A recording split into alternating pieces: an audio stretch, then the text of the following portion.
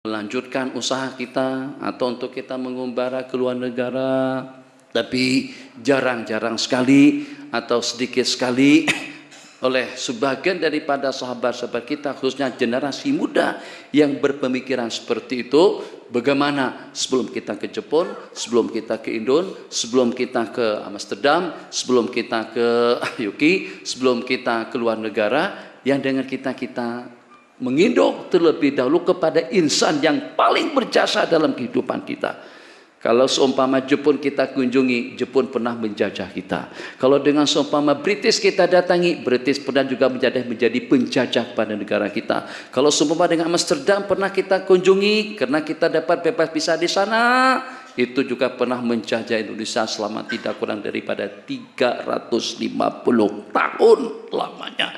Insan yang membebaskan kita daripada syirik, daripada riya, daripada ujub, dan juga memperkenalkan kepada kita bagaimana agar kita bakti, bagaimana supaya kita jadi orang yang baik, bagaimana agar kita menjadi orang yang mulia, bagaimana agar dengan kita dekat kepada Allah Jalla wa'ala. Qaribun minallah, qaribun minan nas, qaribun minan jannah. Dekat kepada Allah, dekat kepada orang banyak, dan juga dekat kepada surga. Ba'idun minan nar, dan jauh daripada api neraka.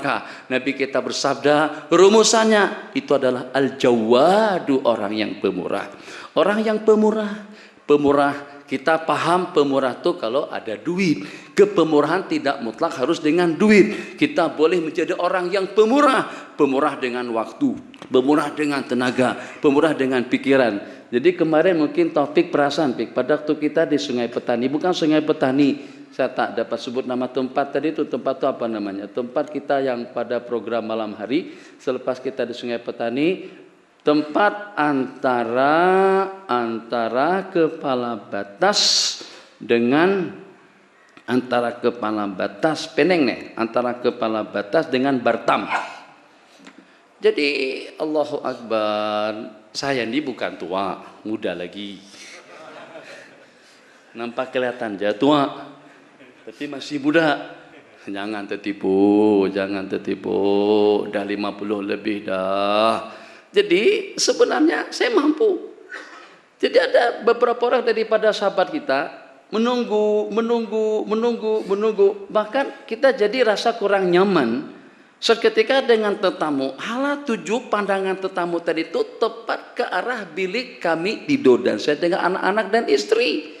Jadi kita jadi tak nyaman. Kali itu buka terperanjat kami di dalam. Kenapa? Karena ada 4 mata melihat tepat ke arah pintu. Saya pun jadilah tadi cadangan nak keluar, kita tak jadi keluar, kita tutup.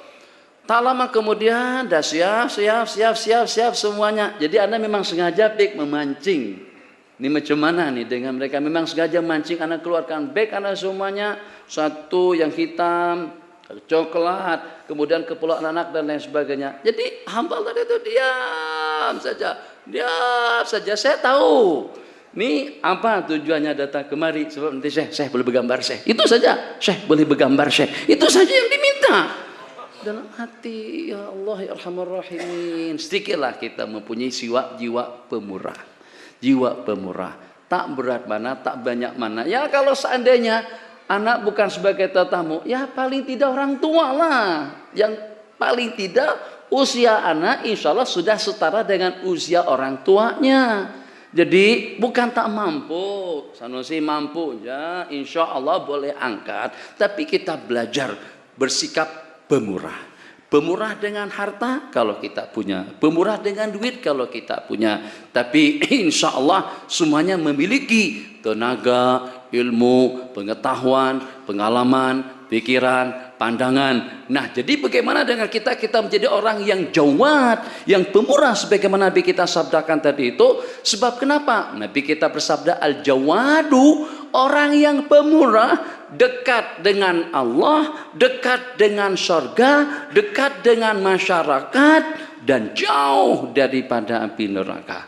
Tadi kita sok sedikit, yang walaupun kita tak pakai kompang, tapi pada saat kita sama-sama berjiwa pemurah untuk melantunkan salawat, Jadi rasa tidak kering tenggorokan kita, yang walaupun rasa kering juga sebenarnya, tapi karena sama-sama bersalawat, sama-sama berzikir, Tuan Imam baca ghairil maghdubi alaihim waladdallin, dengan kemurahan hati dan suara kita semuanya aminkan. Amin. Dengar, yang pernah ke Mesir, tanya Ustaz Rodi pada waktu di Mesir dengan Syekh Muhammad Jibril. Syekh Muhammad Jibril itu boleh tahan berdoa sampai sejam lebih. Itu kenapa? Disebabkan karena sahut menyahut. Jadi ada interaktif antara imam, antara khatib, atau juga antara adai yang berdoa dengan yang mengaminkan di belakang. Allahumma hdina fi man hadait, amin, wa afina fi man afait, amin, ya Hanan, ya Allah, ya Manan, ya Allah. Macam tu. Bayangkan kalau sampai 250.000 orang semuanya mengucapkan ya Allah, tak akan Allah tak dengar. Tak akan Allah akan abaikan permintaan dan permohonan daripada kita semuanya. Semangat kita bukan salah, tapi agak tidak bijak kalau kita halakan kepada politik saja, tapi pada waktu, pada saat dengan kita memperingati zikra Maulid Rasul yang seperti ini, atau juga hari-hari bersejarah, kumpulan-kumpulan yang tampil, kumpulan-kumpulan saja yang bersalawat, kumpulan-kumpulan saja yang menyanjung. Kenapa? Sebab kita tidak memiliki muasapat kriteria daripada para wali-wali abdal, orang-orang yang dekat kepada Allah Jalla wa'ala. Innama saru abdalan, mereka itu menjadi wali-wali abdal la bi kasrati salatin wala siyam, bukan disebabkan karena banyak puasa dan sembahyang, atau juga karena dengan banyak sedekah, bantuan dan pertolongan. Innama saru abdala satu bi nufusihim, dengan hati mereka yang bersih, tidak menyimpan rasa hasud, tidak menyimpan rasa dengki, tidak menyimpan rasa dendam. Kalau tidak ada perasaan-perasaan seperti itu, tidak akan mungkin dengan kita mendoakan kehancuran, kemusnahan, kebinasaan kepada sesama muslim. Satu, hati yang bersih. Kemudian yang kedua, wajud. Dan juga dua, dengan kepemurahan hati mereka. Satu, dengan jiwa yang bersih. Kedua, dengan hati yang pemurah. Dan yang ketiga, wan nasihati lil muslimin. Satu, jiwa yang bersih, tidak menyimpan rasa dendam. Malam tidur sok sekali Allah, mudah-mudahan sahabat-sahabat kami daripada partai-partai politik yang berbeda, semuanya sependapat, semuanya senada dan seirama, berikan bimbingan petunjuk kepada mereka ya Allah, yang walaupun kepada mereka-mereka yang membalingkan batu kepada kaki baginda Nabi dan sampai berdarah, sampai mengundang perhatian para malaikat yang ditugaskan untuk menjaga gunung dan siap untuk melaksanakan perintah yang Nabi kita perintahkan, yang walaupun Nabi kita dikucilkan, dicerca dan caci maki, yang walaupun dengan bermacam-macam aniaya yang mereka lakukan, tetap Nabi kita katakan Allahumma hdi qaumi, ya Allah bimbinglah mereka, fa innahum la ya'lamun. Tapi pada saat amalan sunnah sudah kita tinggalkan, musuh hanya setakat perbedaan dengan tarikahnya, perbedaan dengan mazhabnya, perbedaan dengan alirannya, yang sebenarnya dengan kita masih boleh bertoleransi, maka jadi kedekut mulut kita untuk kita menyebut kebaikan-kebaikan daripada orang lain, dan jadi kedekut kita dengan tenaga dan suara, sehingga disebabkan kena dengan kekedekutan kita tadi itu banyak perkara-perkara ibadah dan kebaikan yang terabaikan. Apa susahnya, apa sulitnya melantunkan subhanallah, subhanallah, subhanallah, subhanallah, subhanallah, subhanallah, subhanallah, subhanallah. Itu lagu macam tu sekali 8. Jadi saya kalau zikir macam tu, zikir lantunannya tak payah kira. Orang kira punya ingatan yang kuat. Subhanallah, coba hitung saja. Saya tak hitung, insyaallah 8. Subhanallah, subhanallah, subhanallah, subhanallah, subhanallah, subhanallah, subhanallah, subhanallah. 8. Subhanallah, subhanallah, subhanallah, subhanallah, subhanallah, subhanallah, subhanallah, subhanallah. 16. 4 kali 32. Subhanallah. Alhamdulillah, alhamdulillah, alhamdulillah, alhamdulillah, alhamdulillah, alhamdulillah, alhamdulillah, alhamdulillah. Yang semudah itu kita tidak kumat-kamitkan mulut kita. Betapa kedekutnya kita. Kalau kita dah kedekut dengan mulut, mungkin agak susah dengan kita untuk mendermakan, menyumbangkan harta dan tenaga.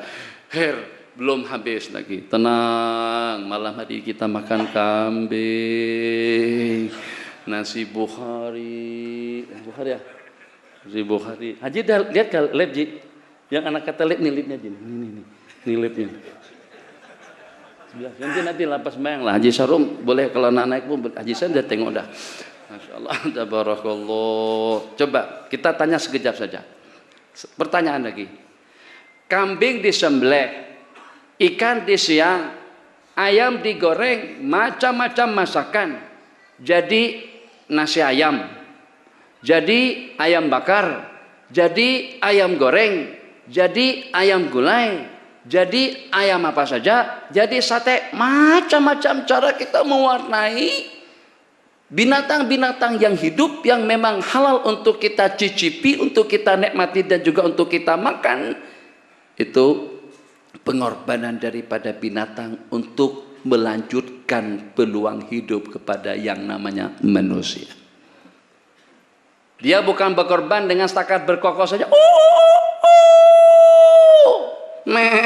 Enggak. Pengorbanan mereka demi kita tuh dengan disembelih.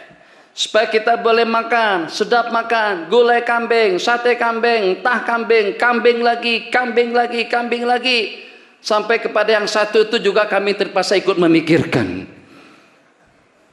Kesian, Masya Allah, tabarakallah. Begitu nasibnya mereka, agar dengan kita leluasa. Dan dengan kita dapat hidup dengan selesa.